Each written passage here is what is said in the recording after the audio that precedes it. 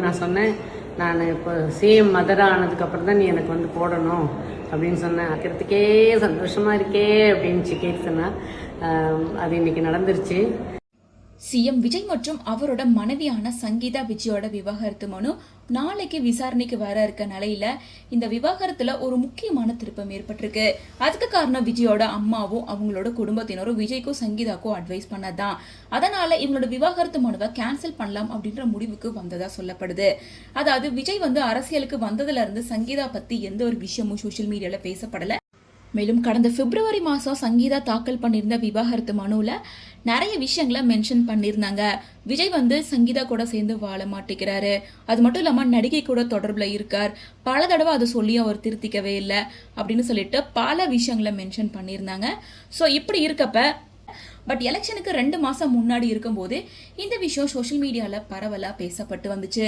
So அது அவரோட அரசியல் வாழ்க்கைக்கே பாதிப்பு ஏற்படும் அப்படின்னு இருந்தாலும் எல்லா தடைகளையும் மீறி அவர் இப்போ முதலமைச்சராக பதவியேற்றிருக்காரு. மேலும் எலெக்ஷனுக்கு 2 நாள் முன்னாடி வர இருந்த இந்த விசாரணையை எலெக்ஷன் முடிஞ்சதுக்கு அப்புறமா தள்ளி வச்சிருந்தாங்க. அதன்படி நாளைக்கு இந்த வழக்கு விசாரணைக்கு வர இருக்கு. இதனால விஜய் அவர்கள் நேரில் ஆஜராகிற மாதிரி தெரியல.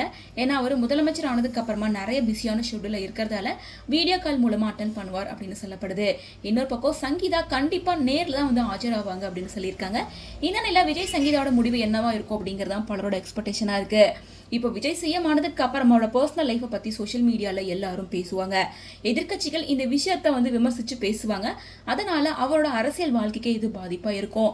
மேலும் குழந்தைங்களோட எதிர்காலத்தை மனசுல வச்சுட்டு விஜய் சங்கீதா 2 பேரும் மறுபடியும் ஒன்று சேர்ந்து வாழணும் அப்படின்னு சொல்லிட்டு விஜயோட தரப்புல இருந்து விஜயோட அம்மா குடும்பத்தினர் எல்லாமே சங்கீதா கிட்ட ரெக்வஸ்ட் பண்ணியிருக்காங்க. ஸோ சங்கீதா இதை பத்தி யோசிக்கிறதா சொல்லியிருக்காங்க. மேலும் விஜயும் வந்து இதை பத்தி யோசிக்கிறதா சொல்லியிருக்காரு. ஸோ நாளைக்கு நடக்க இருக்க இந்த விசாரணையில விஜய் சங்கீதா 2 பேரும் மறுபடியும் சேர்ந்து வாழ வாய்ப்பு இருக்கு. ஏன்னா குடும்பத்தில் இருக்க எல்லாருமே விஜய் சங்கீதாக்கு அட்வைஸ் பண்ணியிருக்காங்க. சங்கீதா விஜய் 2 பேரும் இதை பத்தி யோசிக்கிறதா சொல்லியிருக்காங்க. ஸோ அதனால நாளைக்கு நடக்க இருக்க விசாரணையில விஜய் சங்கீதாக்கு விவாகரத்தாக வாய்ப்பே இல்லை, மறுபடியும் 2 பேரும் ஒன்று சேர்ந்துருவாங்க அப்படின்னு சொல்லிட்டு தளபதி விஜய் அவர்கள் குடும்பத்துல இருந்து இந்த விஷயம் தெரிய வந்திருக்கு அப்படின்னு சொல்லிட்டு பத்திரிகையாளர்கள் பலர் பேர் இந்த விஷயத்த சோஷியல் மீடியால வைரலாக்க ஆரம்பிச்சிருக்காங்க. இந்த விஷயத்தை கேள்விப்பட்ட விஜயோட ரசிகர்கள் தொண்டர்கள் அப்படின்னு சொல்லிட்டு பலருமே இதை செலிப்ரேட் பண்ணிட்டு இருக்காங்க.